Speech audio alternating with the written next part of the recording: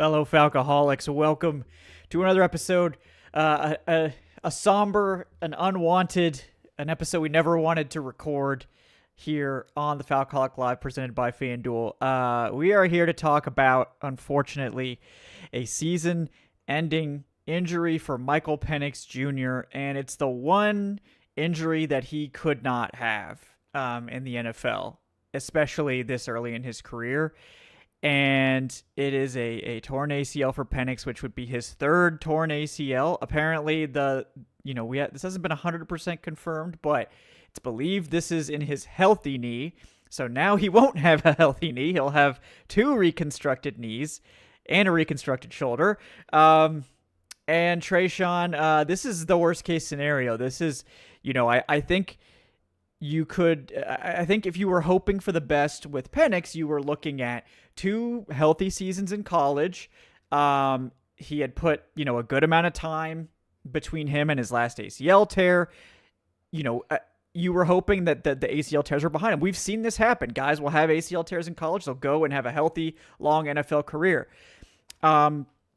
What you can't have, of course, is to then get an NFL ACL tear on top of it in your first, overall year of starting games, especially going into the scenario that we are, which is that the Falcons are almost certainly going to be cleaning house from top to bottom and going into a future season where now you really can't trust the quarterback that you just drafted a year ago to be able to survive the rigors of an NFL season. It's the worst case scenario. So other than all that, how are you doing? Yeah.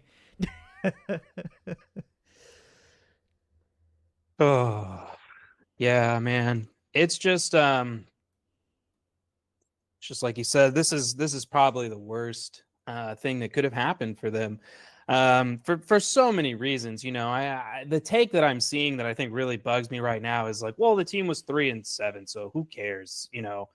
The 7.5 games that Penix is not going to get to play now, those 7.5 games meant a lot more than the Falcons' current record. Who cares about the Falcons' current record? Like, if you think the season's over because they're not squeaking into a wild card beatdown, we just have very different ideas of like what a successful season this year was going to be.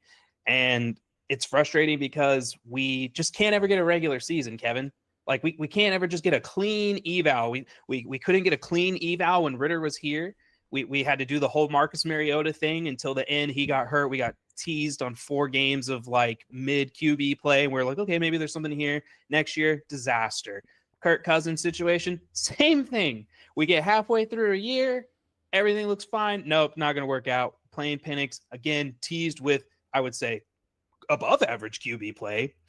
And then the season goes how it goes. Penix and this offense are kind of all over the place. You and I are on the same page here, and that this coaching staff is the main issue with what has transpired on offense this year. But Penix still has not answered the question. He still has not solidified that he was the guy. There were still mistakes he made on his own, separate from the coaching staff. And so we wanted to see him come through the other side of this losing streak, get out of this mess, and show that, regardless of who's going to be coaching here next year, there is somebody who's going to be able to pick this up and run with it. And that's just not the world we're living in anymore. Yeah. You can fix a coaching staff. You can go hire a new coach. You can go hire a new GM. You can go try to fix those issues. That's something that you can handle. It's not easy, don't get me wrong, but it's something you can handle in an offseason. What you can't handle is that plus no certainty at quarterback, plus no first-round pick, and kind of a financial situation that's, it's dicey. It's not impossible to work out. I mean, you can move on from Kirk Cousins. You can get some cap space next year. You can clear room. But the whole thing was like, we can clear this cap space with Cousins, and then we have Penix here, who's hopefully coming off at least an encouraging year.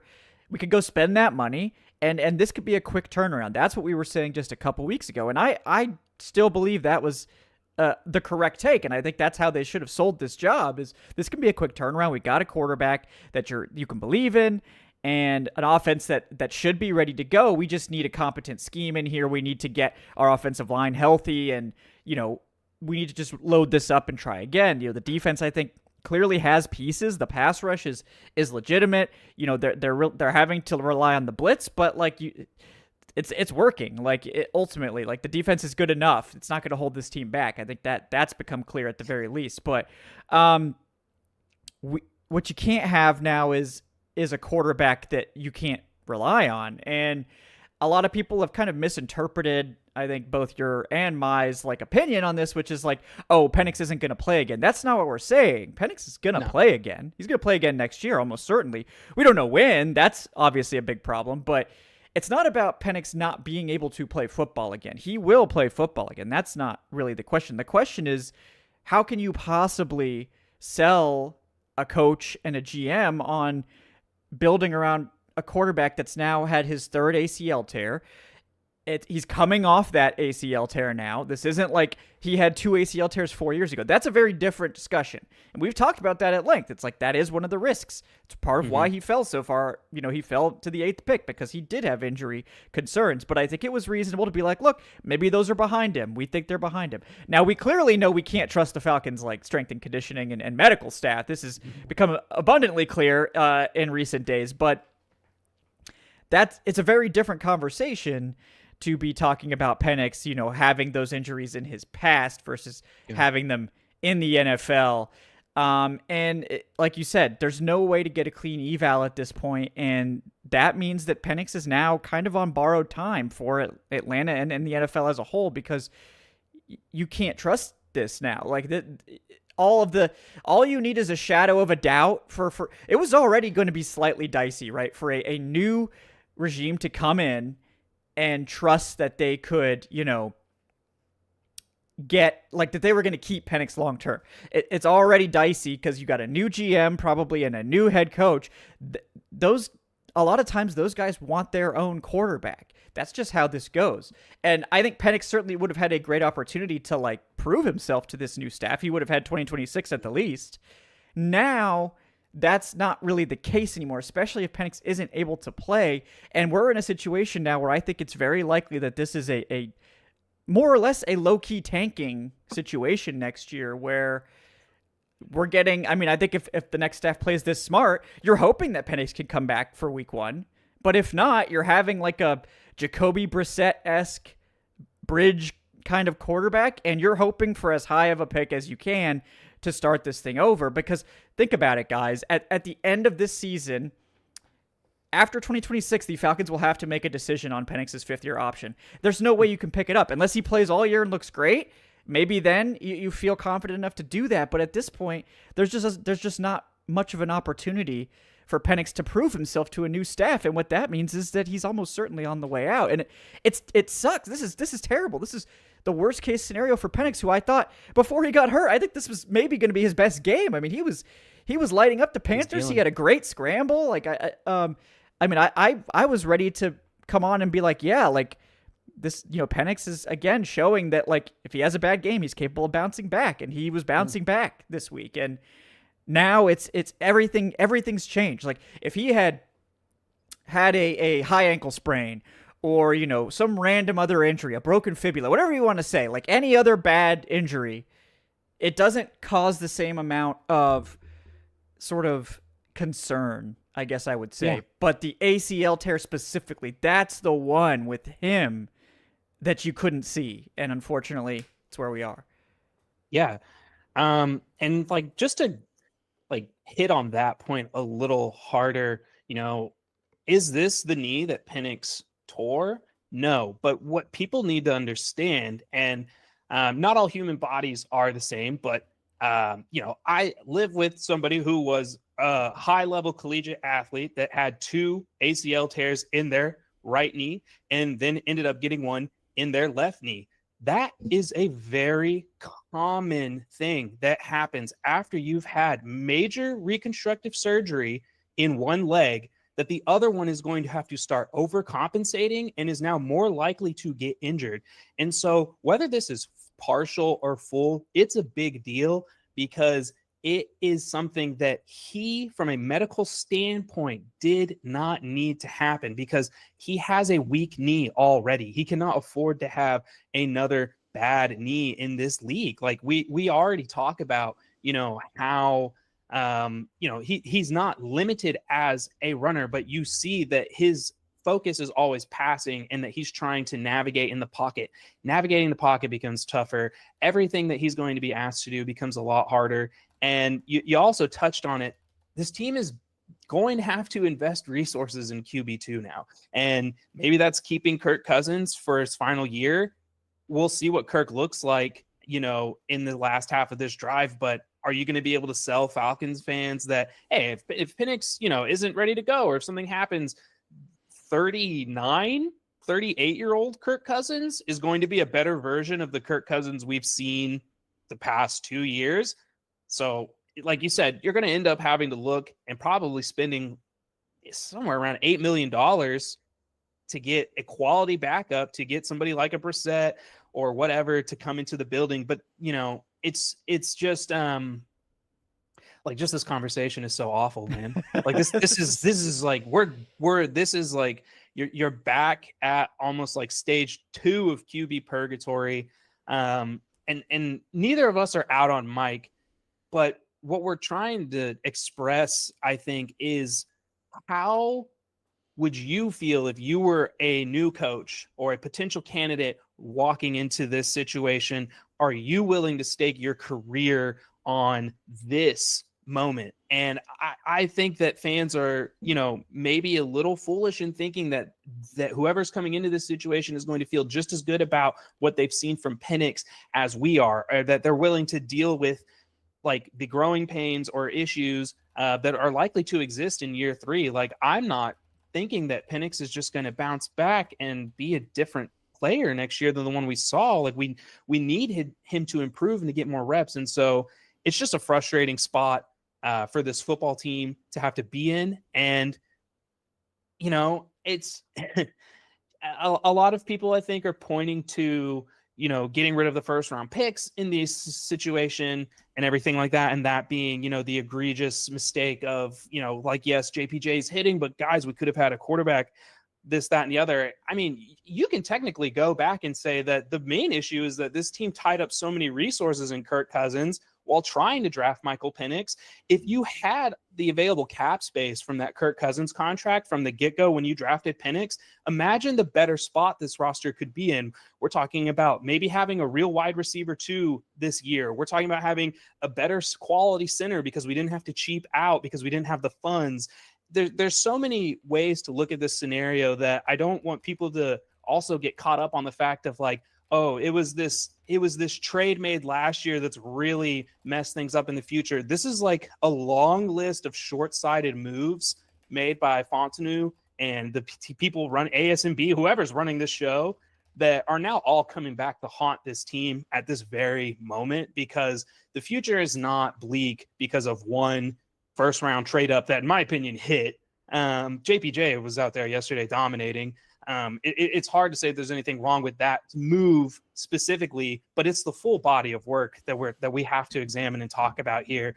And that's just, something that really sticks with me, is that it doesn't feel like this quarterback plan really committed one way or the other. Because you can turn that argument around and say that the Falcons should have taken an edge player that year, and they still could have maybe ended up with Jalen Walker this year. So you still get your edges in back-to-back years. So this whole plan of not really committing to one quarterback or the other, thinking that you're never going to be picking high again.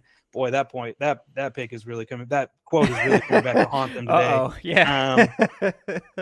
It's just, to me, it just kind of outlines, the real, I think structural issues with this franchise from top to bottom. Because we're not sitting here saying like, oh, Michael Penix sucks because he got hurt, or like this is Penix's fault, like, or anything like that. But I understand that fans are up in arms right now, and everybody grieves differently, right? So we're all processing this information the best way that we can.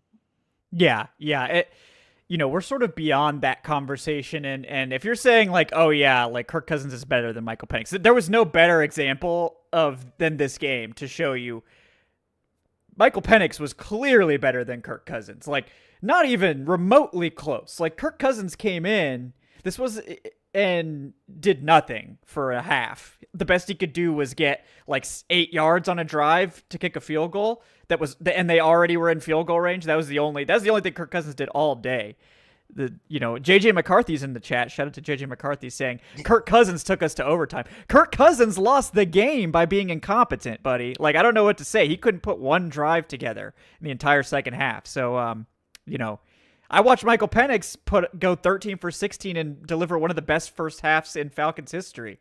I think it was his like first half passer rating was like tied, I think, or it was the first time since Mike Vick and Matt Ryan since a quarterback had that good of a first half from like a passer rating standpoint. So, like we would obviously the second half, Penix didn't start the third quarter very well. That's kind of a Falcons issue. They don't adjust their offense at halftime, and other defense, and the opposing defense does. They're the worst third quarter offense in the NFL. Usually they're a good fourth quarter offense though, so they've been able to overcome that sometimes, but not lately, obviously. But we're kind of beyond that because Penix is out, like, no matter what. And unfortunately, we're at this point where we have to talk about, what you brought up, Tre'Shon, which is that there's no one you can't trust it now. Like, you're not going to be able to find like a new coach and a new GM are going to come in and they're going to probably be like, let's see what we got here. But, how are you really going to, like, even if Penix plays next year, how much of the season does he play? When is he healthy? He's probably, even if he plays week 1, he's not going to be healthy. He'll have barely gotten back on the field. He's not going to get any reps in the new scheme until maybe late in camp at best. And, in a very likely scenario, he's not even getting on the practice field until September, October. November, if it's 12 months, that happens. And everyone's like, oh, well, X player got back in 9 months. That's still exceedingly rare. It can happen. It's still very rare. So it's just at this point we've kind of moved on from, and people bring up the point, like, he was an older quarterback. He already sat for most of a season. Next year is his third season. He's probably not going to get on the field for a while. So by the time he's like actually got a chance to have another healthy season, they'll have had to make a decision on his 5th-year option. And there's just not really a scenario where you pick that up unless he's healthy next year and plays great, in which case, awesome. But even then, the injury concerns are there, and they're never going to go away now. They're never going to go away now. Yeah. Yeah. And how much do you trust? Like, how much do you trust this medical staff? Like, the things that come out of it too. Like, that's the other factor at play here is, like, Troy Anderson's still recovering from a low-grade MCL sprain. We find out, officially 3 months into the season, Mooney broke his collarbone. There's rumors Divine Diablo maybe could have played, but they wanted to take it safe. So when you look at, like, just the whole, like, circus that is injury reports out of this team too, that's like something else at play that, whoever's walking into the situation is going to be like, okay, well, is he all right? Like, and you already mentioned it, like, okay, if he's not ready to go, then how do you plan for that at quarterback? What are you really, trying to sell here? And like, saying all these things out loud and everything too, and just kind of processing it, it really does feel like, and this is probably not going to make anybody happy, that there's a really good built-in excuse for this staff to all be back here next year. I think that we will, like, maybe hopefully see Robinson get moved off, but I don't know, Kevin, where are your feelings on the idea that this team is done with Morris? I can't imagine there's any sort of compelling argument to keep Raheem Morris other than that Arthur Blank is hopelessly lost as an owner, and is just not capable of that type of decision making anymore. Which is also really sad, given what we've seen from Arthur Blank in the past. I think this Raheem Morris is a lame duck at this point. There's no way. Like, you can't possibly consider keeping him. There's no way. Like, if they keep him, like, that will go down as, I can't imagine. Look, you shouldn't make decisions based on what fans want, but this is so far beyond, like, oh, some fans wanted him fired. This is like, you can't continue doing this. Like, there's no hope for you if you keep Raheem Morris another year, given, like, injuries notwithstanding. Like, you can't blame injuries. You can't blame the season on injuries. Like, maybe he'll try now, but like, the Falcons were cooked before Penix went down. Like, this season was over before Penix went down. Like, even if they had pulled this off, they still were like, single-digit percentage chance of pulling off this miraculous 7-1 run that they would need to do. And like, maybe they would have won this game if Penix stayed in. I think they would have had a better shot, certainly. They really should have won this game. They needed one drive. I think Penix could have delivered one fourth quarter drive to win this game. But Mr. Blank, we lost Caleb McGarry before the season. Mr. Blank, Storm Norton was hurt as well. Mr. Blank, Darnell Mooney broke his collarbone. Mr. Blank, Divine Diablo broke his arm. We missed Jalen Walker for 3 games. We missed Zach Harrison for 3 games. I'm with you 100%, Kevin. There's nothing Raheem Morris could say to me that makes me believe he's going to be a different man next year. There's nothing in the world, because Raheem Morris has been the same coach that he has always been, from Tampa to his interim stop to being the head coach here now. So I'm with you, but man, I'm terrified that this group is going to talk themselves into it. They're going to say, well, we're not going to get the best candidate available, and whoever we hire, we're going to force them to stick it out with Penix for another year minimum. We don't really even have the ability to get them their own guy if they want. And so I'm not trying to will this into existence or anything like that, but I am extremely nervous that this could potentially help Morris's cause. But Arthur Blank was on the field yesterday, but Josh Blank was right behind him, and I'm hoping that we got like Joffrey Baratheon behind him saying, "Dad, this is over. It's done. We're beheading everybody. Like, it's time to move on." But I don't know if Josh has that kind of sway yet. I think this is his first year around the building. I think he's somebody that will want to make his own mark on how this team is managed. I don't know if that time has come yet, but I'm with you. There's nothing that can be said to either of us, but unfortunately, we are not the one that they're having to make that pitch to. Yeah, it's not up to us, unfortunately. I mean, I don't know that it really wanted to be up to me. I mean, you give me that contract, that GM contract, I'll put it all on my shoulders. But yeah, until then, ASMBE I'm not sure. Hiring? Can we get a part of the consulting firm? If you guys can't find a good GM candidate, I mean, I'll do it. You can put it all on me. I'll tear it down. I can be the bad guy. I mean, just give me a call. Give me a call, Arthur. But yeah, we're sort of it is what it is at this point. Penix is done. I sincerely hope that this is a fluke and he is back next year as early as he can be, and he can put a great season on tape and make a case for himself to become a franchise quarterback, and that he can put this behind him. I mean, we all want that to happen. And if you don't want that to happen, then what are you doing here? But that's the best case scenario. But the truth of the matter is, like, Raheem Morris is a lame duck. I didn't think they would fire him this week. That doesn't seem. Usually, Blank is always too late to make these decisions. Probably next week, if they lose badly again. Blank just may let Raheem ride it out because, what's the point, right? Whatever.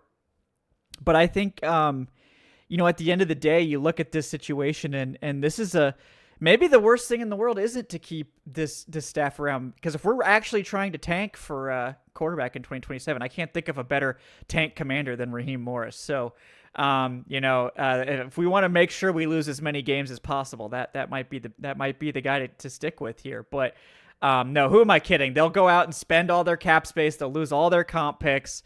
They'll go all in, to try to keep this husk of a team alive.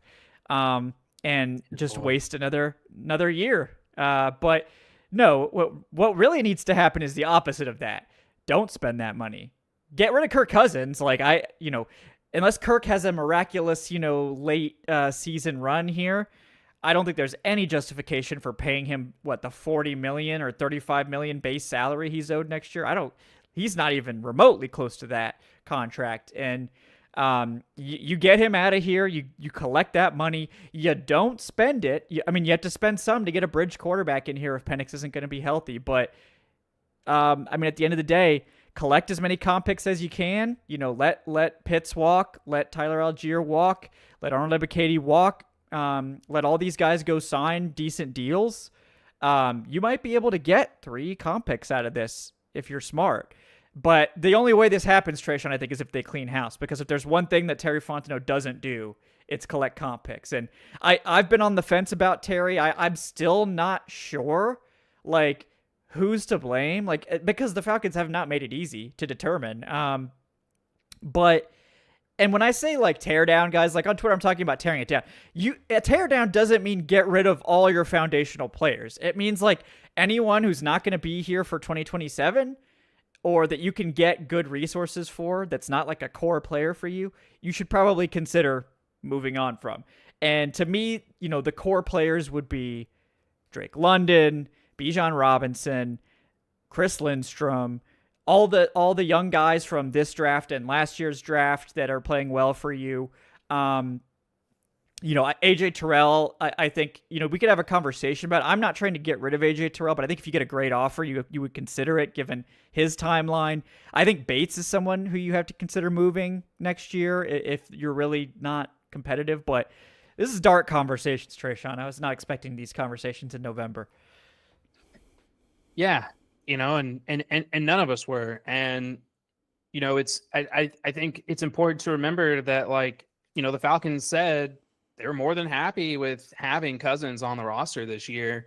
And that they were more than happy with Penix sitting for multiple years because they thought that, they did enough to prepare for these kind of situations. And I think it kind of shows, maybe a little, ignorant how that was at the time.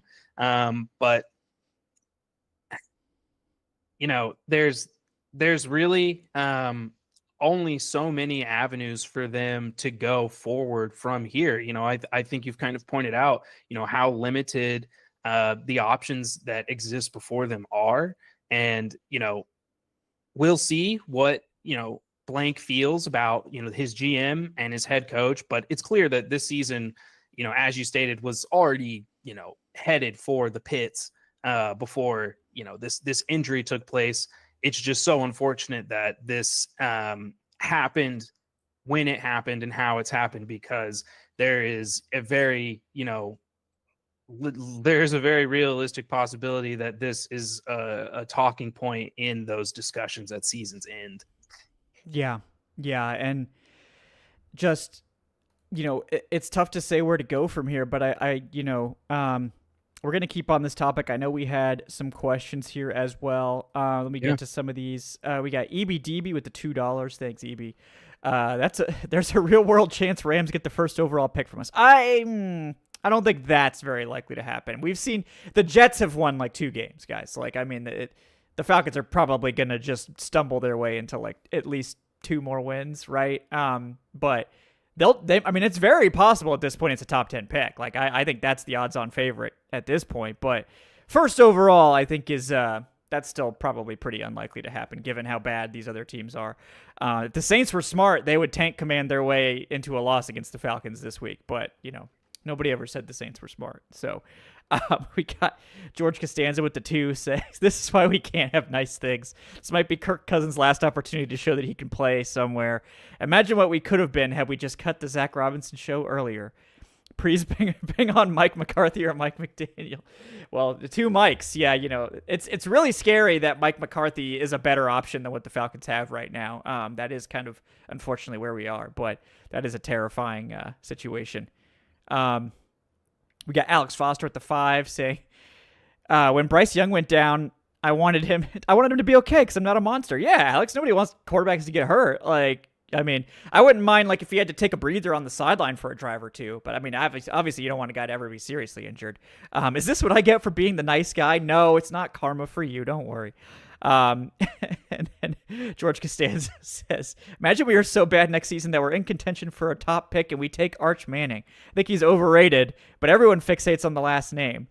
The grandson of Aints great Archie donning the red and black for the vengeance. I mean, hey, that wouldn't be a bad a bad just for like the funniness of it. I would respect it.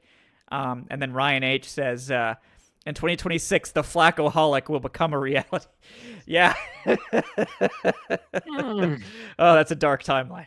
that's the darkest thing I've seen all day. Thank you, Ryan, for that scary. Yes, thank you, Ryan. Yes, thank you for that. But Tre'Shon, it's just I just to me I keep coming back to like this. Fontenot's whole tenure has been like kind of marked by his willingness to gamble on all kinds of things. Like he's kind of like a riverboat gambler GM. He wants to take risks, and like that's all fine. Like in fact, like I think maybe GM should be more aggressive or more risky with stuff. But he has lost.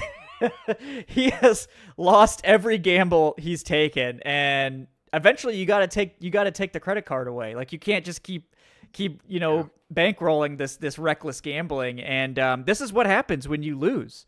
Like we went all in and we lost. It feels like we hit on 17 or something. Like it's just like maybe we shouldn't have gone that all in. And I think you look back at not this offseason, because a lot of people fixate on the trade for these two guys, James Pierce and Watts, and I really don't think that's the worst move. I think the worst move, like you said, was signing Kirk Cousins was the bad move. I think there's like three moves here. It's like a multiple choice. Like which one of these moves was actually the mistake? Drafting Penix, signing Cousins, or trading this first round pick? I think signing Cousins was the mistake out of all of these three things. That's the one to me that I think was the biggest mistake. But I'm curious where you're sort of at in that analysis. Yeah. If we're keeping it to Terry Raheem timeline, then definitely, I think, mentioned earlier that it's just one of those situations where, we haven't really seen anybody approach the quarterback position in that way before. And I think one of the main reasons why is the amount of resources that are then tied up in that one position group and how that money could be used to fill out, other parts of the roster. When Terry was first here, he was forced, he had a very, very small credit card limit. He was forced to be more savvy. I think we saw him lean on his pro personnel background more. I think he's done a good job of finding these playable guys, the Mike Hugheses of the league and stuff like that, where he's able to kind of, get some good low cost, solid quality players. But he's gone away from that approach and has gotten more aggressive, I think every offseason as he's had more assets, at his disposal. And we're kind of seeing, one of the side effects of making a bunch of trades, like when we look at some of these in-season trades that have been made from the past and some other things, is the long-term effects that can have on your depth and your ability to build a solid roster. And so if you're already taking away picks from yourself and from the robbing from the future, and if you're simultaneously handing out big deals and clogging up cap in one single room, it's just going to make everything a little bit tougher for you when there is a mistake, when you do have to pivot. And so for me, I do think that this whole we're gonna sign Kirk, draft Penix thing really kind of blew up in their face in a pretty organic way too, because even if we let's say Penix doesn't have even the injury history that he had, you're still talking about sitting a guy who's probably better off playing immediately. And yeah, you run into now this issue where he's hurt. You have to turn back to the other guy that you already threw away less than halfway through his deal. It's just kind of, a short-sighted decision after coming out of a scary stint of really up and down QB play. And the team is obviously paying for it now. Yeah, I agree with that. I think, and again, like the Kirk Cousins signing with the Michael Penix drafting, it still just strikes me as really odd. It doesn't really match Fontenot's sort of MO. Like so I don't know which one was his decision. Like, And I'm not even sure if it was up to him. Like, again, it's just like this team is so bizarre with how they structure the front office and the coaching staff. I mean, infamously at Arthur Smith's firing, like Terry was not there. It's like, was he consulted in this? It's just, it's all very strange. So it's like, I don't know what to think here, but I have to imagine like one of these things is something that Terry wanted. But I mean, I think he's a collaborative GM, and that can be good and bad. But I think Raheem came in and was like, we need a quarterback, go get the best quarterback we can. And he was like, all right, I guess we'll get Kirk Cousins. He's the best quarterback on the market. We should go get him. And then at some point, somebody was like, oh, this Michael Penix guy is something else. We got to draft him too. Like, you can't do both. And like, even at the time, like, I think we tried to come up with every possible reason like it could work out, while also acknowledging like this is kind of insane, right? Like, this is really insane stuff that we're witnessing. It could work if you thread this needle where Kirk Cousins is great for 2 years or whatever. Then in 2026, when you have the out in the contract, you just transition Jordan Love style to Penix, who comes in and lights it up. Like, but that's a fantasy. Like, that is like, oh, well, if everything goes right, then we're going to look like a genius. But what if anything goes wrong? And that's, I think, the folly of Raheem Morris and Terry Fontenot, is that it doesn't seem like there is a plan B. It's like, well, it's going to go right, clearly. And like, if one of these quarterbacks is bad, then the other one will be good. But what about everything you spent on that quarterback? Like you look back on this and it's like, do you trust your eval or not? Like, if you trust your eval in Kirk Cousins, why are you drafting a quarterback? And if you trust your eval in Penix, why do you need Kirk Cousins? Like, it's sort of, it's incongruent. And again, it's like, that doesn't seem like a GM decision to me. That seems like a coaching staff that doesn't know what the hell they're doing. And like, I mean, I think it tracks with Zach Robinson, because it doesn't seem like he doesn't know what type of offense he wants to run. This whole offense looks like it's cobbled together from dream sequences or something. Like, I don't see any coherent thing here. We've been on this for, the entire season. So I still don't see a strategy here beyond hoping and praying that these quarterbacks one of them was going to be great. And then it's like, well, what are the consequences if you're wrong? And like you said, the consequences of spending all of this money and draft capital on quarterback, when like there's no way you can possibly take advantage of all of that capital. You're, no matter what, one way or the other, you're setting either a top 10 pick or $100 million on fire. And yeah, I mean, maybe we should have been more harsh. I don't know. Yeah. I mean, reaction that night, I think everybody really questioned the decision. Nobody really even hated on, either player, because it was never about the players. It was about the process. And, the process before this one was kind of like you said, the Falcons box themselves into these corners where they have to pull off the nearly impossible to make it work. Like, before this, it was, we're going to be the team that actually finds the third round gym quarterback. Yeah. Other teams are idiots because they think they can't find franchise quarterbacks in the third round, but we've cracked the code and actually found the one. And again, it's kind of like, yeah, that was a ridiculous scenario that ended up playing out how the odds would tell you it was going to play out. And we're now in a situation where the Falcons are strapped for resources a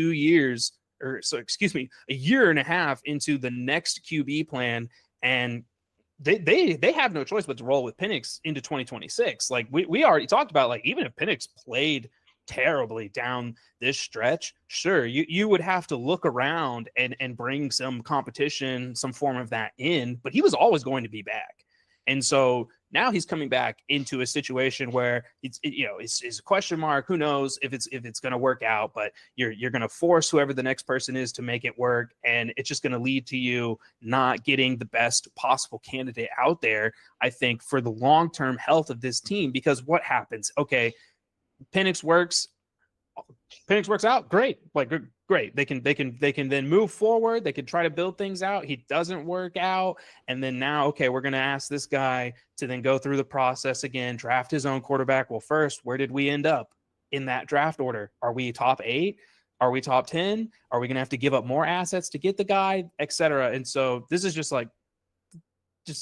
being in QB purgatory is the worst. This is literally everything we said we did not want to happen this year, because it would be a year too early before they could really solve any of their quarterback problems if any of them did arise. And I feel bad for the players on this roster. We mentioned, all of these offensive picks that are here on the team.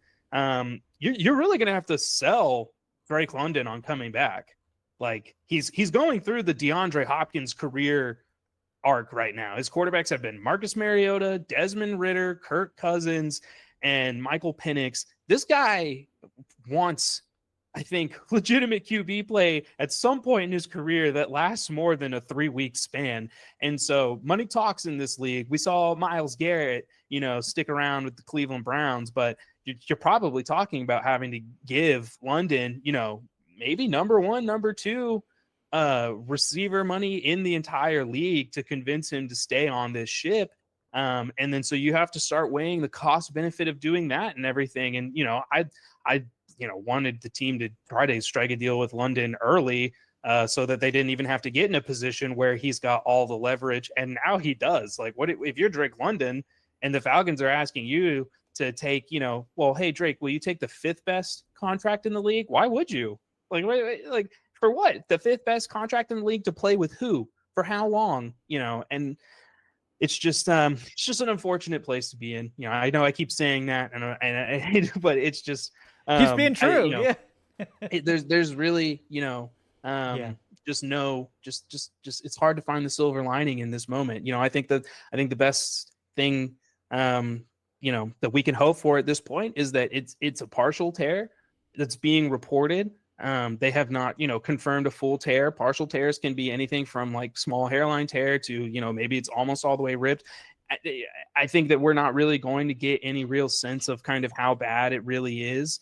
And we're just going to have to hope that, Penix is ready to go. He's gone through the rehab process 4 separate times.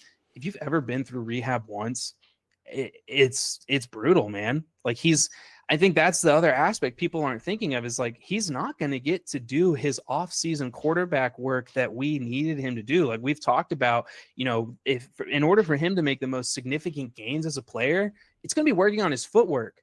Yeah. This man's not going to be able to do ladder drills, cone drills. He's not going to be able to do any footwork drills for, probably like 6 to 8 months from now. Yeah. And there's so much that he's losing from a development standpoint that it's driving me crazy that people are like, it's not a big deal that he's missing time because the season's over. It's like, that is so irrelevant to him and his development as a player, because this is something that's going to set him back in his development plan. And that's just something that this team could not afford going into 2026. Yeah. It was a critical offseason for him. And this was the offseason where it's like, okay, you've got a handle on NFL speed. You've had a season's worth of games under your belt. Now is the time to sort of refine and take that next step, which a lot of guys do in that sort of second to third year. And like you said, there's no more opportunity to do that. Now it's let's get you back on a football field healthy. That's all you're going to be able to focus on. And a lot of people mentioned, it's believed to be a partial tear. For a non-NFL player, a partial tear could mean that they might choose to not do surgery. Like if you're just a normal person, they might not do surgery to repair it because you might not really need to do that. And that's a lot to get. For an NFL player, I really don't think you're considering not surgically repairing that because it's just a ticking time bomb. These ligaments don't heal on their own. So people are like, oh, well, if it's just partially torn, he could just avoid surgery and just come back in, 3 to 6 months. So now you want him to play football on a partially torn ACL? Like, that's not an option, guys. Like, Rappaport doesn't say, like, oh, they're going to do a reconstruction probably lightly because it would be kind of unheard of for him to not get the reconstruction. I just don't think. That's what the whole that's what the second opinion is for. The first opinion comes from Emory. Yeah. Who everyone tells me is the top medical group in the entire league. That means they heard something from Emory that scared them, and they're like, okay, we just want to double check and make sure that is the case. And look, people are always going to be able to pull up the one miracle player that was able to do it. You know, I don't think anybody's even said it, but I remember Phillip Rivers putting on a big old blocky knee brace and being able to suit up and go. He ended up having to get surgery later that offseason still, even though he was able to finish out in the playoffs that year. And if you go back and watch him, the man could not move. The man's swinging his leg, hobbling throughout that whole game. The last thing I want to do is make Penix play right now or rush Penix back from this injury. That is the worst thing that we could possibly do to his recovery, especially if it's only a tear. If it's only a tear, like you're saying, you can clean this up, you can attack it early, and you can kind of get after it. But this idea that like we can, it's just a tear. It's like, what? That's not, I feel like that just comes from like this place where we think that like we're in this wonderful future of medical advancements where these kinds of injuries are just they're nothing. It's just a boilerplate issue. This will be able to get over with. But like we're talking about future health, and we're talking about the longevity of his NFL career. And we pointed out earlier that when you have serious structural issues and repairs made to one leg, one knee, the other knee then overcompensates naturally for it and is at higher risk of getting hurt. And now we're seeing that play out here. And it's just a mess. Yeah. That's really all you can say is that it's not going to be simple. Nothing about injuries like this are, and that's why we haven't seen Troy Anderson come back and you know, everything else that we've had to witness and deal with. Yeah. And, you know, that like when people say like reconstructed ACLs are typically stronger than like non-reconstructed ACLs, there is some science to support that. So like, but you don't like, I guarantee you a partially torn ACL is not as good as a regular ACL or a reconstructed ACL. The ACL reconstruction surgery has come a long way in the last 10 years. I mean, I think it's legitimate that like his knee that's been repaired might be stronger than his healthy knee. So like maybe now if the other knee is repaired, maybe that's enough. But again, the issue is that you just can't trust his health now. So it's kind of, we're in that situation where he's going to get an opportunity next year because the Falcons don't have a choice. And hopefully he'll be able to get through the season healthy and look great. And then maybe we don't have to talk about drafting another quarterback, but the much more likely scenario is that he probably doesn't have a great season next year because again, he doesn't get an off season and he's coming back from another torn ACL with a new scheme that he didn't get a chance to learn and practice because again, he missed all off season with a new coaching staff, new pieces. And you know, I know some people are like, oh, well, like what are we going to do at quarterback? We got to go find another quarterback. No, we don't. What they should do is not. What they should do is find the most passable, affordable, like semi-competent, like bridge-esque guy, like a Jacoby Brissett, and lose football games. Like that's the honest truth is what they should do. Like not intentionally lose football games, but set up the roster in such a way that if Michael Penix isn't healthy, that you're setting yourself up to probably lose football games because it's irresponsible to keep Kirk Cousins. Like I know there's some people saying like, oh yeah, we should keep Kirk Cousins around. No, you can't give Kirk that money. You need to claw back every penny from that disastrous contract and roll it forward or use, you can use some of it to get this bridge guy. But if you don't cut Kirk Cousins, you have no money. You have no money next year. You're negative in cap if you keep Kirk Cousins. It's not an option. Like, full stop, guys. They cannot keep Kirk Cousins. It's not an option. It's not possible. They will be at like $4 million in cap space next year with 38 players on the active roster. That won't cover the future signings. Okay? They can't keep Cousins. Get it out of your head. That's not an option. This team only has 38 players under contract heading into next season. Yeah. So they can't keep Kirk Cousins. It's not possible. If you cut Kirk Cousins, the best case scenario is Kirk Cousins balls out over the rest of this season. You cut him and somebody else signs him for more than $10 million. Because guess what? Then you get $10 million back because of the offset language in the contract about that roster bonus. So then you get $10 million in cap space back, which would be great. That's the best case scenario. Not Kirk Cousins playing well and starting here next year. That's not an option. So the best case scenario is Kirk Cousins gets a contract somewhere else next year. You get some or all of that roster bonus back, and you're only looking at, $25 million in dead cap. But if you make Kirk Cousins a post-June 1st cut, you can claw back $25 million for next season. And they desperately need that money. There's no way around that. You can also cut Darnell Mooney, which they're going to do at this point, because you just simply can't afford him, and the team's not going to be good enough to consider trying to push the chips in, right? You can claw back another $12 million there, and then you have some money. And what you should do is not spend it. You should try to hold as much of it as you can. Get that bridge guy in here. Re-sign your own players that you want to keep, but otherwise, let these guys walk and collect comp picks. But they don't seem to be willing to go that route, Tre'Shon. I think they're once again going to be like, we just need to retool this roster. Like that dream died today. The dream of a quick turnaround and this team can compete in 2026 died today with Michael Penix's ACL, and it's a sad reality. But fans need to prepare themselves for 2026 being a total lost season, just like this year is, because again, this is continued irresponsible decisions and kind of nonsensical risk taking at the quarterback position that's coming home to roost. And the best way to get past it is to get past it all at once.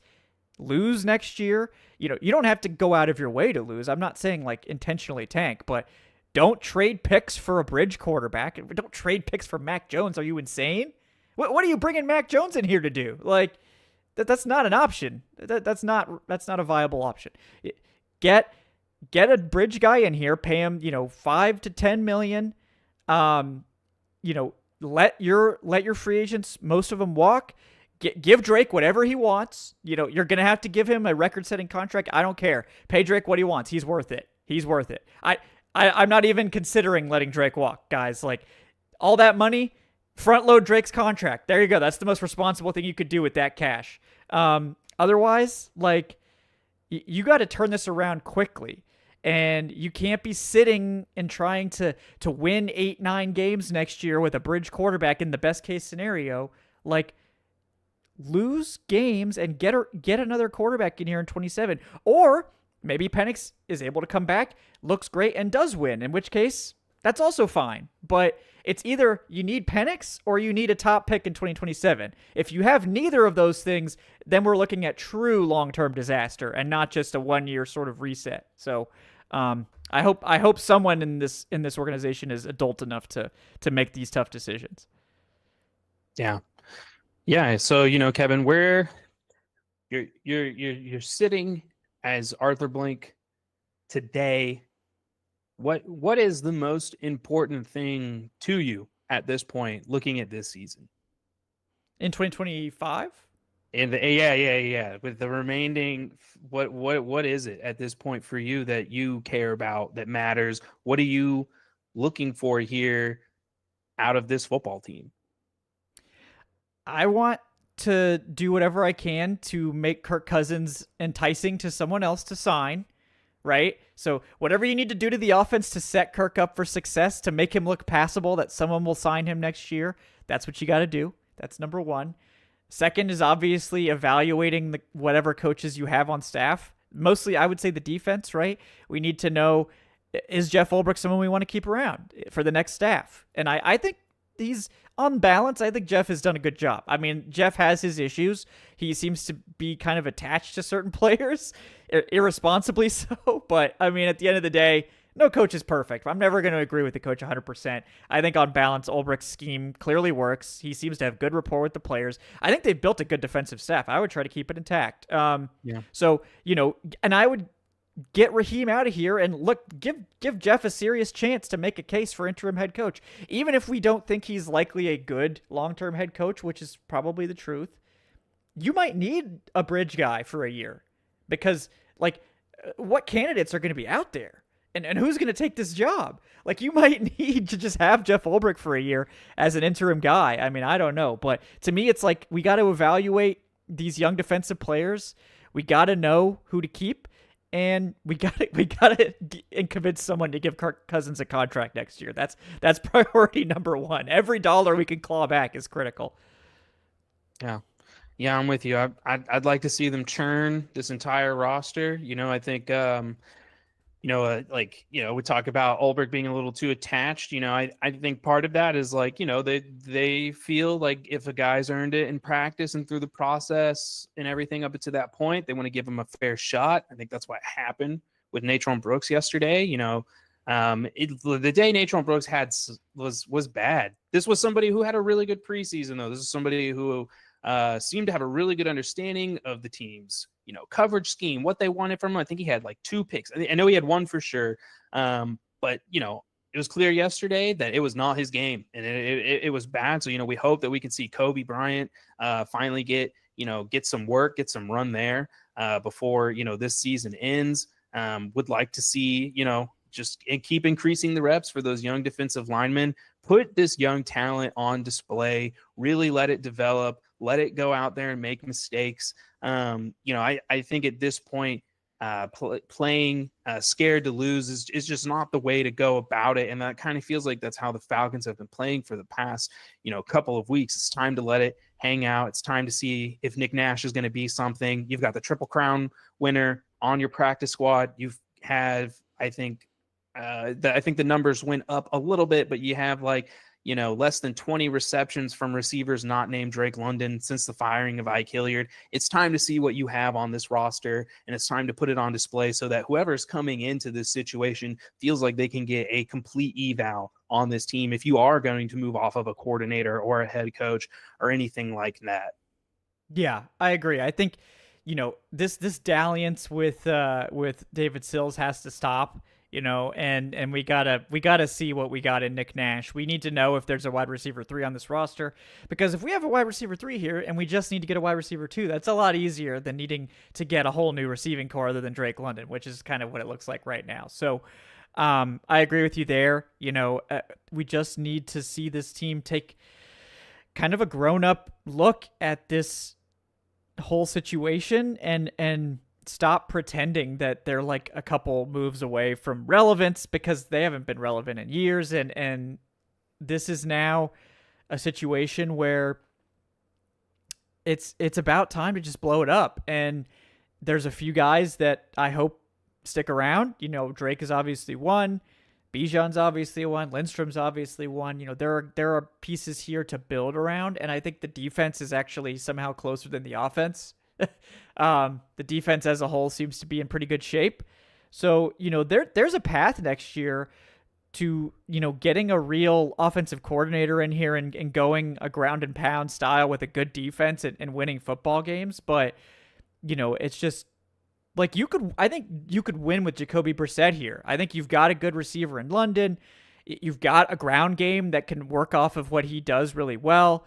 And, I think that at the end of the day, the defense is good enough that you can win close game, ground and pound type of stuff, but you can't win with Zach Robinson. I mean, this is untenable. And obviously the offensive line has not lived up to billing. Part of it is the predictability, guys. I know we've harped on that, but at the end of the day, the offensive line they need to win some of their blocks. I know the defense usually knows where the run is going, but you still got to win blocks sometimes.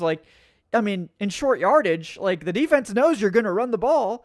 Right? Mm-hmm. I mean, you still got to win blocks even when they know what's coming sometimes. Yeah, it's harder, but that's an excuse. The Falcons are 28th in yards before contact, per rush. I mean, it's horrible run blocking. And again, yes, Zach Robinson has some blame to shoulder there.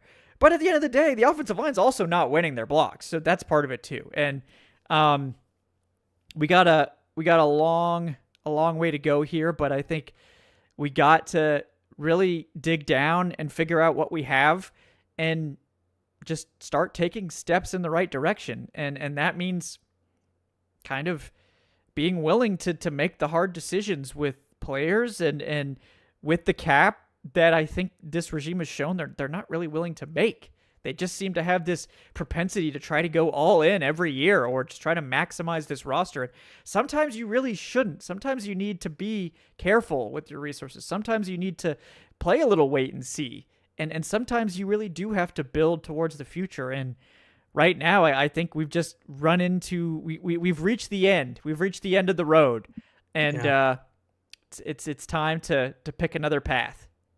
Yeah, I think Raheem Morris was hired because Arthur Blank and the powers that be truly believed that he was walking into a playoff caliber roster. They thought that if they nail down that QB position in that year, that then everything's going to just take care of itself. And it's clear that that's not the case. The Falcons have not been one or two players away like they've wanted to believe they've been for the past 8 years at this point.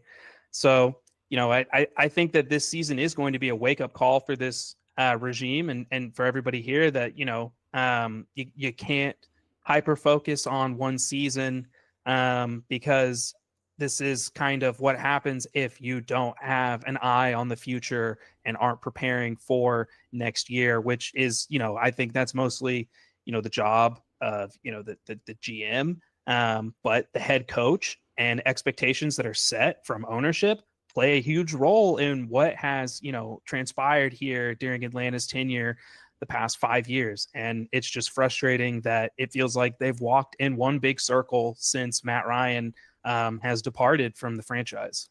Yeah, I agree. I think it's time to make the hard decisions and do what you need to do. Evaluate everything you can and be okay with just having a bad year in 2026. Like, I mean, I think it's sort of like you look, you can operate with the assumption that Penix will be back for week 1, and you can sell the fans on that. Whether it's a lie or not, we'll probably never know, right? So, you can tell the fans we're expecting Penix back for week 1, so we're gonna get a competent backup in here to be behind Penix, because Kirk's gone.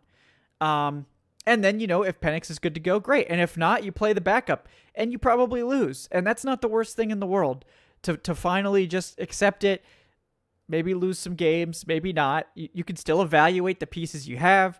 You can still bring in another draft class and hopefully get this set up for either a healthy Penix in 2027 or a highly drafted quarterback. And there's a lot of belief in the 2027 draft class, and which I always find kind of ridiculous, given we're 2 years out from this mythical draft class. I always think that's overrated, but there's some good players coming up, and that's the draft, this team needs to circle and be like, if we really want to be serious, we might need to be focusing on 2027 and not 2026, because I think they really thought 2026 was going to be their year to compete. And right now, it looks like 2027 is their year to tank. Could you have been any more wrong? I don't think so. Yeah, no, it's tough out there, and it's anybody today who's lashing out, grieving, whatever you got to do to get through the day. It's understandable. This is not where anybody wants. This is not where any Falcons fan wants to be.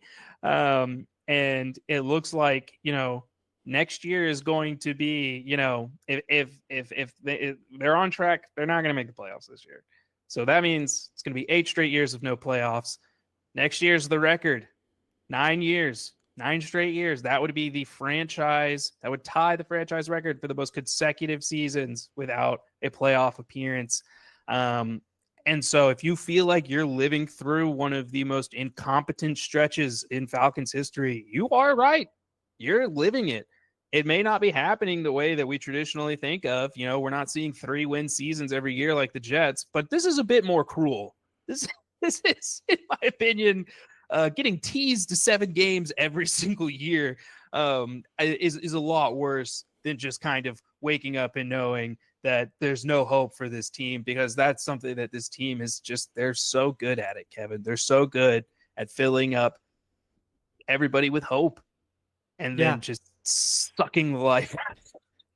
Yep. So maybe it would be refreshing for once to go into like a season like 2026 and be like, we're not expecting anything. Like, we're hoping to evaluate this draft class and, maybe we can see continued growth from the defense, and we'll hope Penix can be back at some point, maybe show something. And if not, it's just a lost season. But every year they lie to our face and say, like, this is the year we figured out our issues, guys. We figured it out. They never figured it out. They still haven't figured it out. But they can't fix all their issues this offseason. We know that. What they can fix is the people running the show, and we know they're not the answer. So we can at least make some progress there, and we'll see how that goes. But a couple more final donations here before we wrap up today. Thank you guys so much for hanging out with us. It's been a tough day. We couldn't wait until Tuesday for these takes. We had to get these takes off today. So thank you guys for hanging out. Michael Scott with the $5. Thanks, Michael. Says, take my knees, damn it. I can't endure another QB change. If only that were possible. We got Corey with the $3. We just used up Bijan's rookie contract, and we were never competitive. Yep. That's what happens when you miss the playoffs. We've used up many players' rookie contracts without ever being competitive at this point. AJ Terrell, Chris Lindstrom, these guys never sniffed the playoffs in their entire careers in Atlanta. We got Nahar Ulal with the $2. I hope I didn't butcher that. Why is there zero vision with this squad? What is the future? Well, we've kind of talked about that. I think there was a vision. It was just a very sort of difficult vision to achieve. And they put all their faith in Raheem Morris to get them there, which that was probably the worst decision that they've made. It's pretty clear that I don't know how to describe Raheem Morris. I'm not really sure what his issue is. But it just seems like whatever he's been promising or like saying he can do, it just never materializes. I don't know if he's just a great salesman. I think Raheem like genuinely believes what he's saying. Like, I don't think he's a charlatan. I think Raheem like has a plan and is good at describing it and has, presented something that maybe makes sense, but he just can't deliver for whatever reason. I don't know what the explanation is there, but I think we've seen enough to know that vision, whatever it was, is never going to become reality, and it's kind of just something you have to move on from. So we got to get new vision in, Nahar. That's kind of where we're sitting now. Then we got Moonstar with the $5. Thanks, Moonstar. We got. I feel like this is what happens when you stack liability on top of liability. Takes away resources from both when you use that many resources on quarterback. Yeah, and I mean that's what you were saying, Tre'Shon. It's just when you've got that much capital, both salary cap and draft tied up in one position, regardless of position, even quarterback, which is maybe the one you could justify dumping, resources into. It's just impossible to build a good team around that, or very difficult to do. And the Falcons clearly aren't the team to figure out how to do it. So, yeah. Well, I don't think I have anything else to say on this topic, Tre'Shon. Is there anything else you want to add before we wrap up?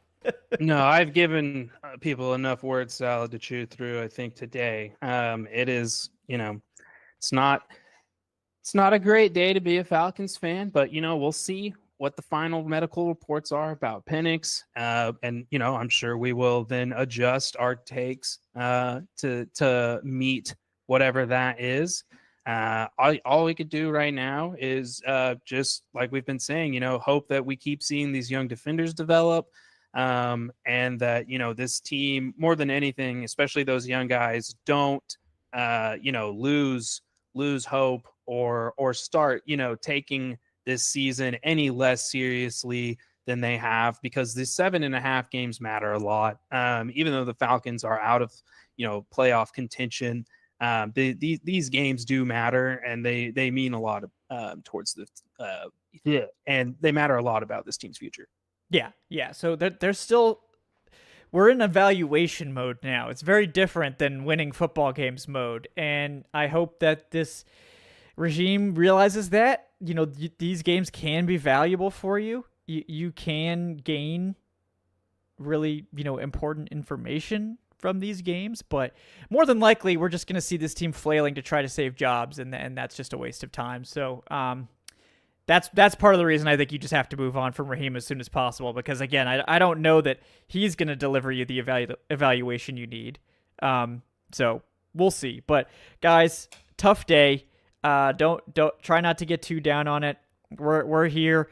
We hope this has been at least some level of processing to help you out with this difficult turn of events. But it's the NFL. Stuff changes quick. You can have quick turnarounds. You can have good luck. The Falcons haven't had any recently, so maybe that means they're overdue for it at this point. We'll see. But there's no luck this year. Maybe it'll all come next year.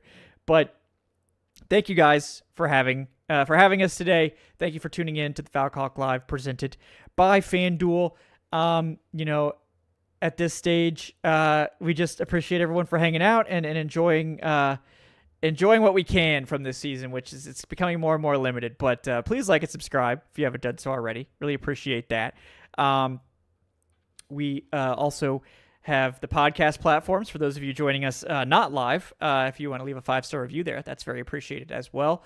And then if you want to support the show, patreon.com/Falcoholic Live or the YouTube channel memberships. We'll take it from there. We'll be back Wednesday night where I'm sure Adnan will have some thoughts as well. And then we'll be back for Saints Hate Week, which just feels so inconsequential now. It's really sad. They couldn't even make it to Hate Week with something on the line, Tre'Shon. It's incredible. But thank you guys for hanging out. Thanks for joining us. We will see you next time. He's Tre'Shon Diaz at Trey3Sean. You can check him out Tre'Shon.io as well. I'm Kevin Knight at Falcoholic Kevin. All Trey phases on YouTube for Tre'Shon stuff. Breaking down the fun stuff. Oh yeah, we're all jazzed up. Yeah, it's been great. Yeah, So starting a video content page during a 3-7 season. It's going great. Great idea. The vibes are immaculate. Yeah. Perfect. Yeah. Great job, guys. We're doing the best we can here. All right. So thank you guys so much for joining us. We'll see you next time on the Falcoholic Live and Dirty Birds and Brews. Until then, guys, have a great night. Find a way to enjoy the rest of your week without Falcons football. All right. Don't get too down. Find a way.